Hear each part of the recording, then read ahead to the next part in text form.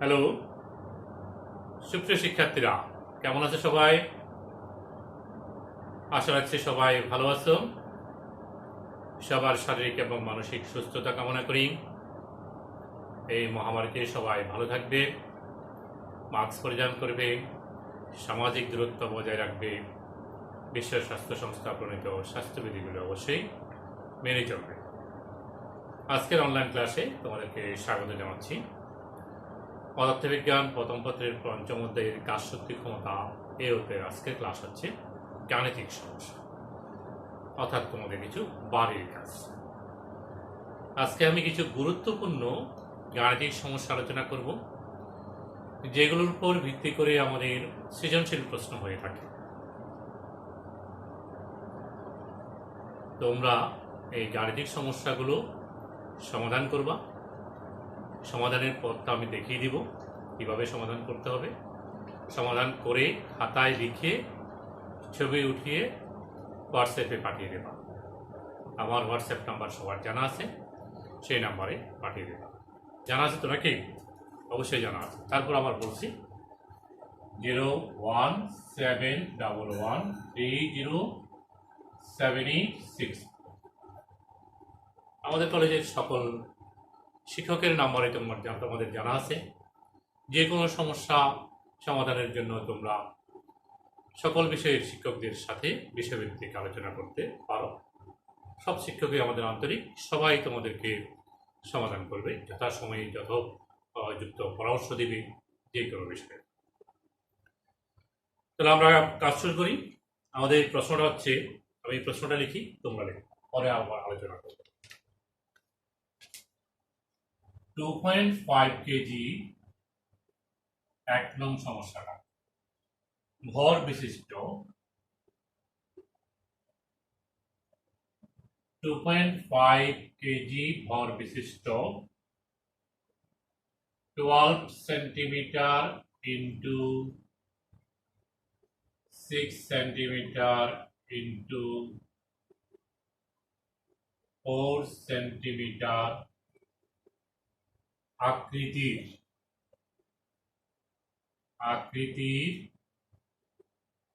পাঁচটি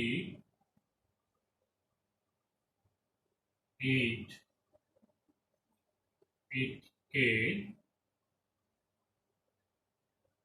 উচ্চতা বরাবর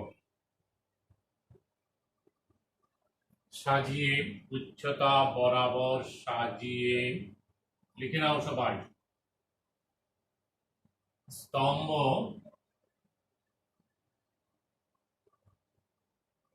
তৈরি করতে কি পরিমাণ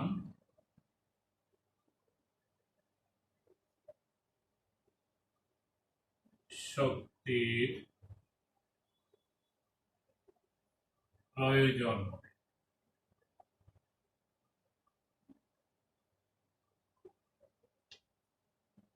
আশা করি প্রশ্নটা সবাই উঠে ফেলছ। আমি আবার পড়ে শোনাচ্ছি।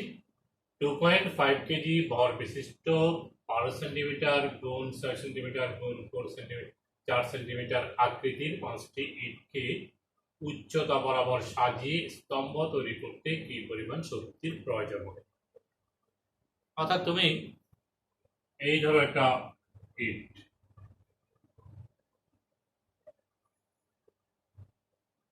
এটা তার ভরবেগ।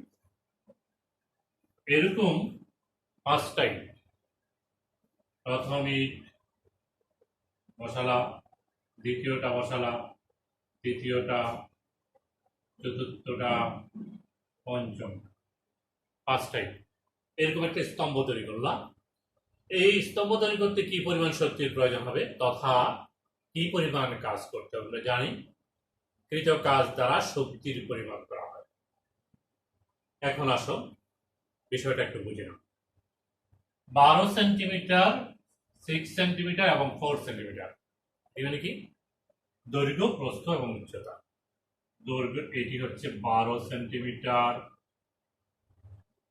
তারপর এটি হচ্ছে 6 সেন্টিমিটার, এটা হচ্ছে 4 সেন্টিমিটার। বুঝা গেছে? দৈর্ঘ্য প্রস্থ উচ্চতা। এরকম তুমি 5টা ইটকে একটার উপর একটা বসিয়ে স্তম্ভ তৈরি করবে। স্তম্ভ তৈরি করতে হলে আমাদেরকে ইটগুলোকে একটার উপর একটা বসানো মানে হচ্ছে অভিকর্ষজ বলের বিরুদ্ধে কাজ করতে হবে। প্রথম ইটটা আমরা এখান থেকে এখানে নিলাম, অভিকর্ষজ বলের বিরুদ্ধে কোনো কাজ হবে না। তাহলে দ্বিতীয় ইটটা যখন আমি উঠাচ্ছি, এটার উপর এটা বসাচ্ছি, তখন তার ভর কেন্দ্রের সরণ হচ্ছে এইটুকু, একটার মধ্যবিন্দু আর একটা মধ্যবিন্দু, মানে একটা ইটের উচ্চতা যেটি সেটি। খেয়াল করো ভালো করে, খুব ইম্পর্টেন্ট বিষয়টা। এটি হচ্ছে 4 সেন্টিমিটার। তৃতীয় ইটটা যদি তুমি উঠাও তাহলে সেটা উঠাবে এখানে, তাহলে সেটি উঠাতে হবে 8 সেন্টিমিটার। চতুর্থ ইটটা যদি তুমি উঠাও তাহলে এটি হবে এখানে। পঞ্চম ইটটা যদি উঠাও এখানে, এটা 12 সেন্টিমিটার, এটি 16 সেন্টিমিটার। তাহলে আমরা যদি সরণ বলি, আমার এখানে সরণ হচ্ছে প্রথমটার জন্য 0, দ্বিতীয়টার জন্য হচ্ছে 4 সেন্টিমিটার ইন্টু 1, তৃতীয়টার জন্য হচ্ছে 4 সেন্টিমিটার ইন্টু 2, চতুর্থটার জন্য হচ্ছে 4 সেন্টিমিটার ইন্টু 3, পঞ্চমটার জন্য হচ্ছে 4 সেন্টিমিটার ইন্টু 4।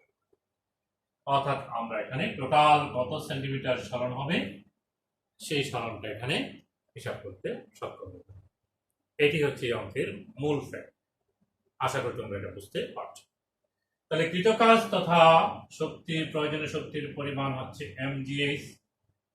m দেওয়া আছে 2.5 কেজি, জি আমাদের জানা আছে, এইচ জানা আছে। তাহলে প্রয়োজনীয় শক্তি বা কৃতকাজের পরিমাণ তোমরা আশা করে নির্ণয় করতে সক্ষম হবা। এটার আনসার কত হবে? 9.8 জুল হবে। 9.8 জুল। আশা করি তোমরা এটা করতে সক্ষম হবা। যদি বুঝতে অসুবিধা হয় আবারও আমাকে এটা জানাবা, আমি আবার আলোচনা করে দেব। এরকম প্রশ্ন আমাদের থাকে, একটার উপর আরেকটা বসানো হয়, স্তম্ভ বই বসানো হয়, একটা বইয়ের উপর আরেকটা বই, এবং এ নিয়ে আমাদের সৃজনশীল প্রশ্ন হয়ে থাকে। তাহলে এই প্রশ্নটি একটু ভালো করে খেয়াল করবো। আশা করি তোমরা এটা করতে সক্ষম হবে। আমরা দ্বিতীয় প্রশ্নে যাই।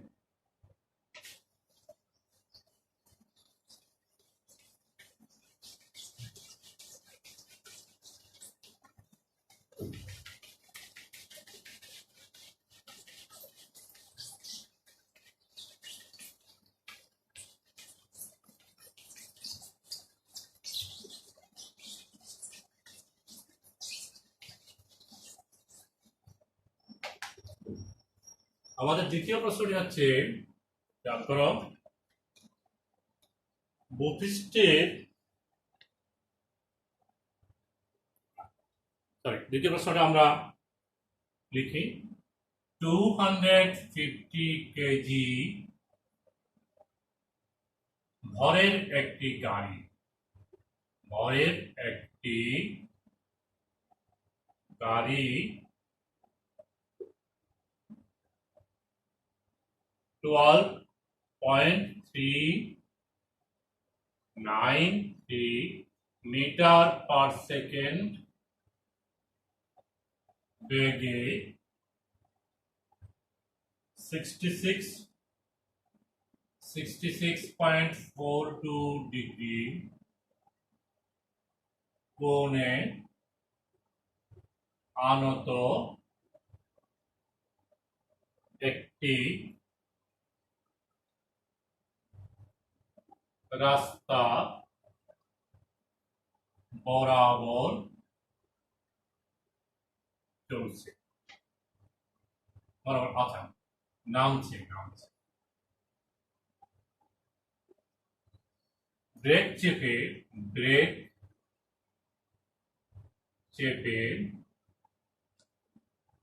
গাড়িটিকে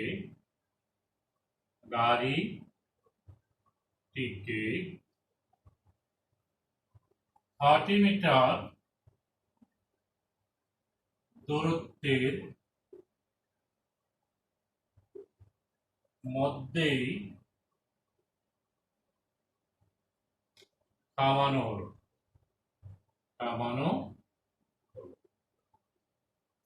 এবং প্রাসঙ্গিকভাবে এই প্রশ্নটার সাথে একটি উদ্দীপকের অংশ হিসাবে একটি চিত্র থাকবে। সেই চিত্রটা আমি এখানে দেখাচ্ছি।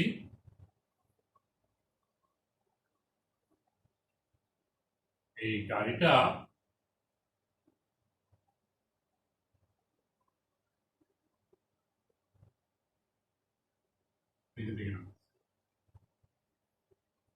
এখন এই গাড়িটার এখানে আছে এ বিন্দু, এটা হচ্ছে বি বিন্দু, এটা হচ্ছে সি বিন্দু, আর এখানে যে পথটা দেওয়া আছে এই পথের দূরত্ব হচ্ছে 30 মিটার।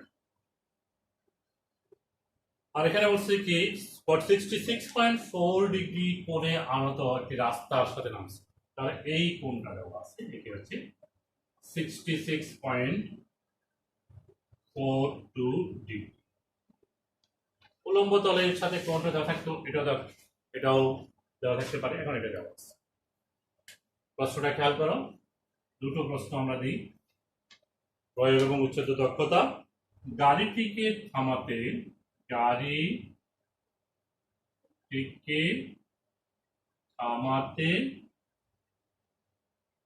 প্রয়োজনীয়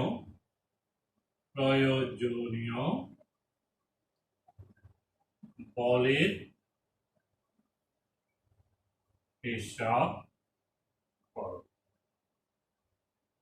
উচ্চতর দক্ষতায় গিয়ে প্রশ্নটা হচ্ছে উপরোক্ত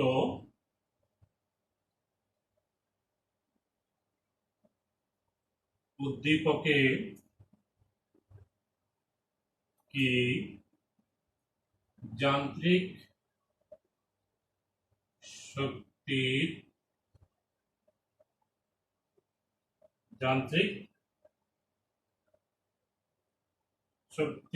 নিত্যতা সূত্র মেনে চলে? গাণিতিকভাবে বিশ্লেষণ করো।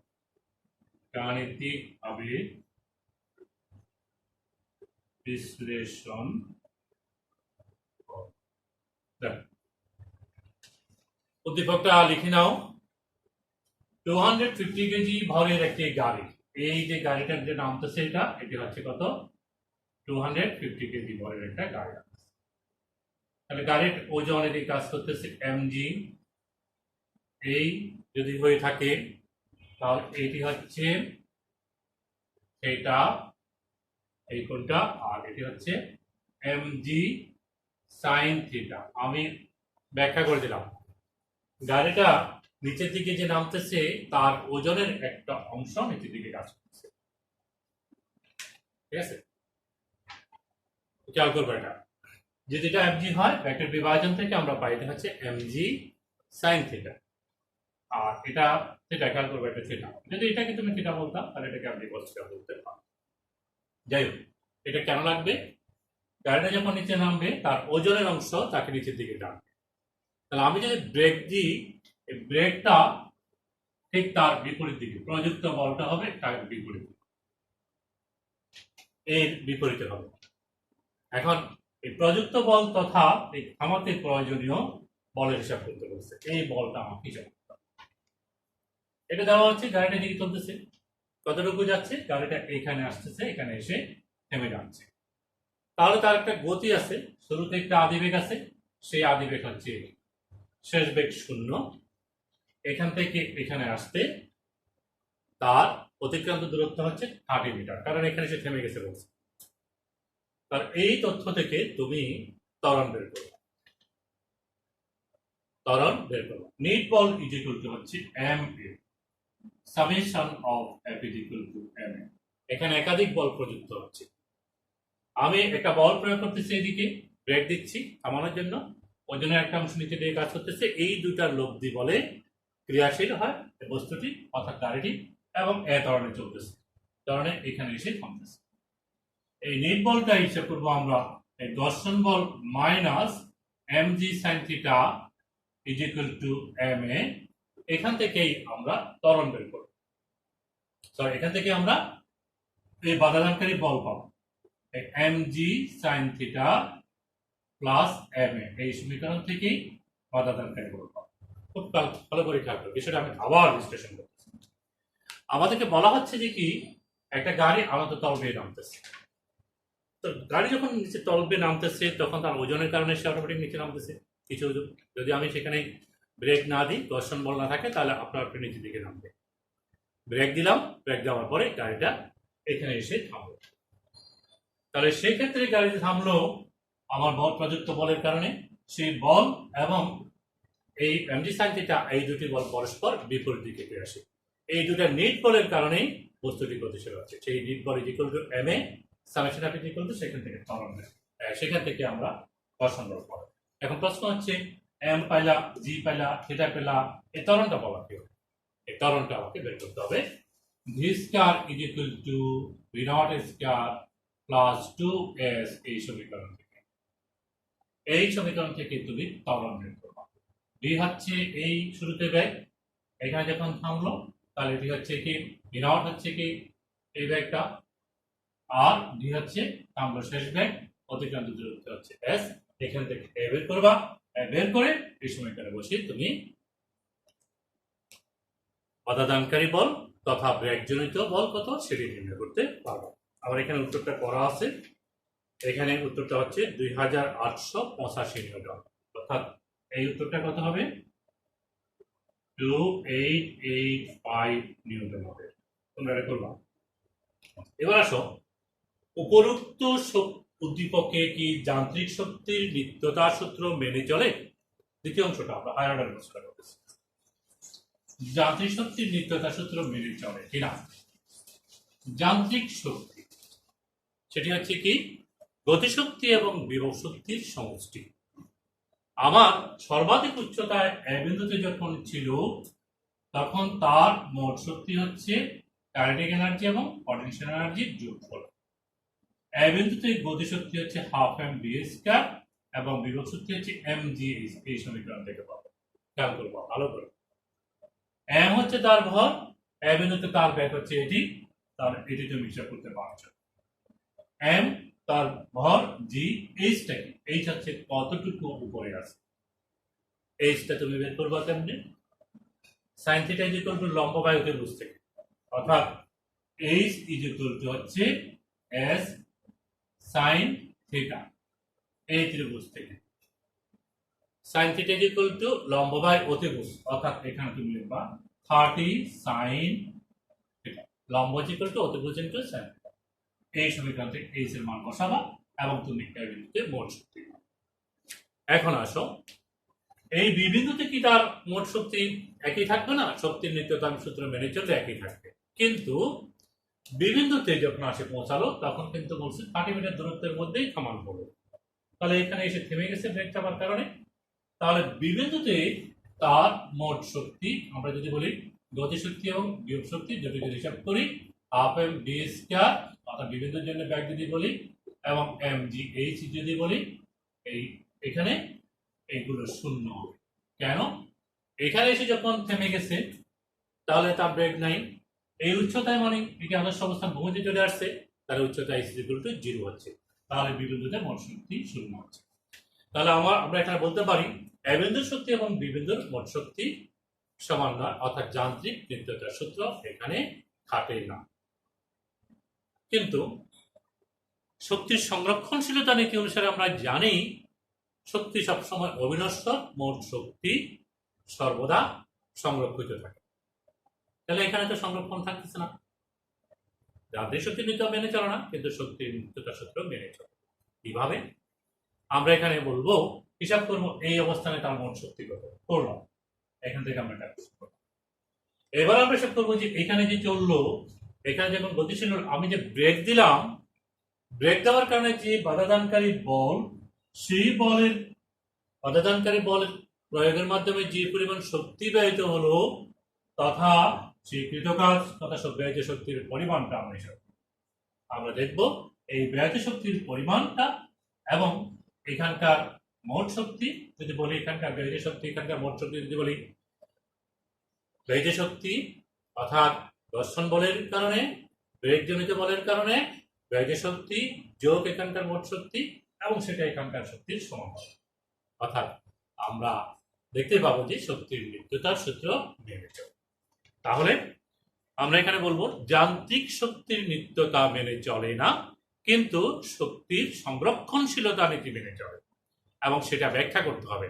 সেটা তোমাকে দেখাতে হবে দেখি এখানে ব্যয়িত শক্তির পরিমাণটা কত হচ্ছে। ওই গ থেকে বাধাজনিত বল যেটি, সেটার সাথে সরল ভাবে গুণ করে দিলে এই শক্তি আর এখানকার শক্তি পরিমাণ দুটি সমান হবে। যখন সমান হবে তুমি তখন বলবা শক্তির সংরক্ষণশীলতা মেনে চলে। আপাত দৃষ্টিতে সেটি নিত্যতার সূত্র খাটে না মনে হলেও আমরা দেখেছি কি শক্তির সংরক্ষণশীলতা মেনে চলে। ঠিক আছে, এই গুরুত্বপূর্ণ প্রশ্নটা করবা।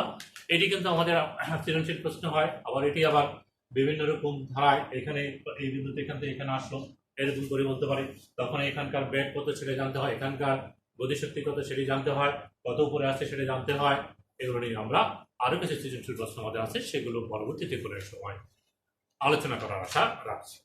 আচ্ছা, তাহলে আমরা এখন পরের প্রশ্নে যেতে পারি। এই প্রশ্নগুলো তোমরা সমাধান করবা, সমাধান করে আমাকে দেখাবা। যদি কোনটা প্রশ্ন দুর্বোধ্য মনে হয়, কঠিন মনে হয়, তাহলে আবারও আমাকে প্রশ্ন করবা। আমি পরবর্তী কোনো ক্লাসে কিংবা আমাদের হোয়াটসঅ্যাপে যদি তোমরা আমাকে উত্তরগুলো জানিয়ে দাও, সেখানে আমি এটা সমাধান করে দেওয়ার চেষ্টা করব। আমরা এখন আসি পরের প্রশ্নটা। একটি পানিপূর্ণ কুয়ার গভীরতা, আচ্ছা লিখি, একটি পানি পূর্ণ, খেয়াল করবা, কুয়ার গভীরতা 12 মিটার এবং ব্যাস 1.8 মিটার। একটি পাম্প 24 মিনিটে কুয়াটিকে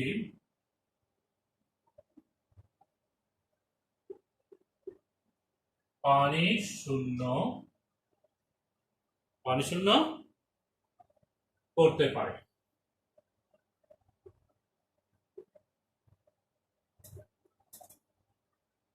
পাম্পটির অশ্বক্ষমতা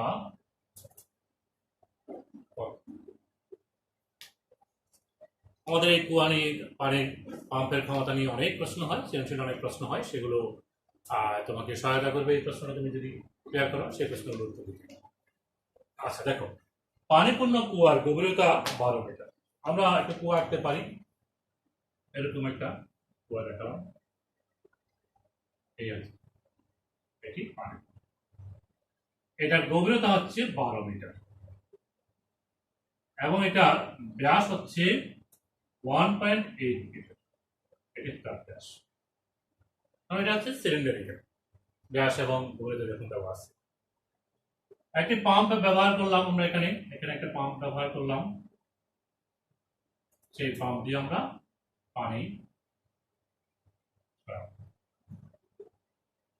নিষ্কাশন করলাম।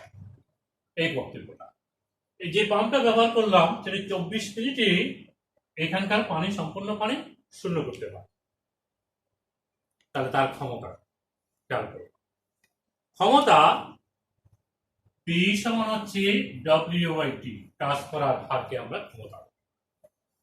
এখানে কি হচ্ছে, এই পানিকে সরাচ্ছে, কতটুকু সরাচ্ছে, এই পুরা কুয়ার গভীরতা আছে সেখানে যা পানি আছে সবগুলো পানিকে সরাচ্ছে।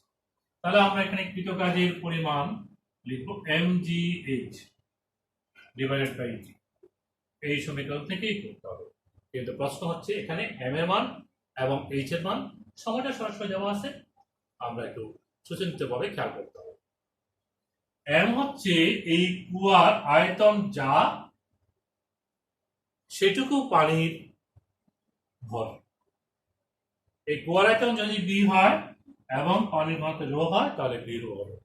আর এটা আমরা জানি 1/4 পাই ডি স্কয়ার এম, এটা আমরা জানি সিলিন্ডারের আয়তন অথবা পায়ের স্কয়ার এস দিয়ে লিখতে পারো ইনটু রো। এখন তুমি পারবা এই ডি হচ্ছে ব্যাস 1.8, এল হচ্ছে গভীরতা 12, রো হচ্ছে পানির ঘনত্ব 1000 কেজি পার মিটার কিউব। তাহলে এই ভি এর মানটা তুমি এখান থেকে রোর মানটা এম এর মানটা তুমি বের করতে পারবা। যে জানো আর বিটা আছে কত 24 মিনিট, এটাকে তুমি 24 মিনিট রাখি দিবা না, এটাকে কিছু দিতে হবে সেকেন্ড মিনিট হবে 60 দিয়ে গুণ করে সেকেন্ড। এইচ এর মানটা কি, কতটুকু পানি কতটুকু সরানো হচ্ছে, এই 12 মিটার নিচে থেকে পানি সরানো হচ্ছে, এইচটা কি 12 হবে, এইচ এর মানটা কি 12 হবে, ভুল করবা। যদি এইচ এর মানটা 12 বসাও তাহলে এটা ভুল হয়ে যাবে। কারণ খেয়াল করে দেখো 12 মিটার নিচের থেকে কিন্তু পানি উঠানো হচ্ছে না, পানি কিন্তু এখানে একটা ভর্তি। তাহলে প্রথম যে পানিগুলো একেবারে 0 মিটার থেকে আমরা যে পুরোটাকে দাগ দিয়ে দিয়ে এরকম করে যেটা 0 মিটার 1 2 এভাবে হতে হতে এটা 12 মিটার, তাহলে 12 মিটার নিচে তো একেবারে নিচের পানিগুলো।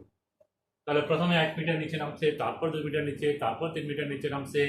তাহলে এখানে পানির সরণটাকে আমরা বলবো পানির গড় সরণ। খেয়াল করতে হবে, খুব ইম্পর্টেন্ট একটা জিনিস, পানির গড় সরণ। এই ক্ষেত্রে কুয়ার গভীরতা যখন থাকবে পানি শূন্য করতে হবে তখন গড় সরণটা সবসময় কাউন্ট করবে। গড় সরণ হচ্ছে গভীরতা divide by L divide by 2, অর্থাৎ এখানে আমার এল হচ্ছে 12 ডিভাইড 2 সমান 6। এই হচ্ছে অঙ্কের মূল জায়গা, এইটি তোমাকে খেয়াল রাখতে হবে। এটা যখন তুমি করবা হিসাব রাখতে পারবা, পার্টিটা মনে থাকবে, তাহলে অঙ্কটা তুমি করতে সক্ষম হবে। এখন দেখো এখানে সবটা এসআই পদ্ধতিতে ব্যবহৃত, তাহলে তুমি এখানে যখন যে মানটা পাবা সেটি পাবা ওয়াটে পাবা, জুল পার সেকেন্ড মানে ওয়াট। কিন্তু অশ্ব ক্ষমতায় বলছে 1 হর্স পাওয়ার সমান হচ্ছে 746 ওয়াট। তাহলে এটাকে যদি ওয়াট থেকে হর্স পাওয়ার নিতে হয় তাহলে কি করতে হবে, ওয়াট থেকে হর্স পাওয়ার নিতে হলে 746 দিয়ে ভাগ করতে হবে, তাহলে তুমি অশ্ব ক্ষমতাটা পেয়ে যাবে। এখন আমাদের এই উত্তরটা কত হবে সেটা একটু জানিয়ে দিচ্ছি। এই উত্তরটা হবে, আমরা একটু করবো তো সেজন্য উত্তর হবে 1.6 হর্স পাওয়ার, না হলে আমাকে দেখাবো, অবশ্যই জানাবো। তাহলে আমরা কি অঙ্কটা করতে সক্ষম হব? হ্যাঁ, আবার বলছি এখানে ক্ষমতা মানে হচ্ছে কাজ করার হার W/T, পানি সরণ করাচ্ছি সেজন্য পানি কতটুকু পানির ভর সেই ভরটা আমার নিশ্চিত হতে হবে। এখানে ভর হচ্ছে এই পানির ভর হচ্ছে এই কুয়ার ভিতরে যতটুকু পানি আয়তন আছে তার সবগুলো কত আয়তনের পানির ভর, আয়তনের ভর তাহলে আয়তন ইনটু ঘনত্ব, এই আয়তনটা তোমাকে জানতে হবে। এখন একটা জিনিস মনে রাখা দরকার, সবসময় যে এটা সিলিন্ডারিক্যাল দিবে এমন কোনো কথা নয়, দৈর্ঘ্য প্রস্থ উচ্চতা থাকতে পারে, তাহলে সেই হিসাবে তুমি আয়তন নির্ণয় করবা। ঠিক আছে, আচ্ছা। আর সরণ বলছিলাম কি পানির সরণ কতটুকু, খুব ইম্পর্টেন্ট এটা। এটা কিন্তু এই 12 বসাই দিচ্ছি আমরা, কিন্তু ভুল হয়ে যাচ্ছে, এখানে কিন্তু হবে L/2 গড় হবে। ঠিক আছে, আচ্ছা। এই প্রসঙ্গে আরেকটু বলি, এখন তোমাকে বললো যে এই পাম্পটা দিয়ে 24 মিনিটে পানি শূন্য করা যায় এই কুয়াটিকে, কিন্তু এই পাম্পটি কিছু সময় ব্যবহার করার পরে অর্ধেক পানি নিষ্কাশন করার পরে পাম্পটি নষ্ট হয়ে গেল, পাম্পটি নষ্ট হয়ে গেল। এখন তবে দ্বিতীয় একটা পাম্প একই অশ্ব ক্ষমতা বিশিষ্ট আরেকটি পাম্প বাজার থেকে কিনে আনার পরে বাকি অর্ধেক পানি নিষ্কাশন করতে বা পানি শূন্য বাকি অর্ধেক পানি এখান থেকে উঠাতে কি একই সময় লাগবে? প্রথম যেই সময় লাগছিল অর্ধেক এর জন্য যে সময়, পরের অর্ধেকের জন্য পানি নিষ্কাশন করতে কি একই সময় লাগবে? না, একই সময় না, বেশি সময় লাগবে।